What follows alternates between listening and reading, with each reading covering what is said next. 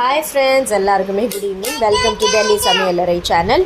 இது பார்த்திங்கன்னா நான் என்னுடைய லன்ச் ப்ரிப்பேர் தான் பண்ணிக்கிட்டு இருக்கேன். இன்றைக்கி நான் காஃபி குடித்ததுனால, டெய்லி நான் டீ காஃபி குடிக்கலன்னா என் டே ஸ்டார்ட் ஆகாத மாதிரி இருக்குது. ஸோ காஃபி குடித்ததுனால எனக்கு பசிக்கலை, அதனால் லேட்டாக பிரேக்ஃபாஸ்ட் பண்ணேன். ஸோ அதனாலேயே இந்த லன்ச்சுமே 5 o'clock தான் நான் ப்ரிப்பேர் பண்ணுறேன். என்ன செய்து சாப்பிட்றதுனே தெரியாமல் சட்டுன்னு மாவை பிசைஞ்சு பட்டுன்னு 3 பூரியை சுட்டம் பார்த்துக்கோங்க.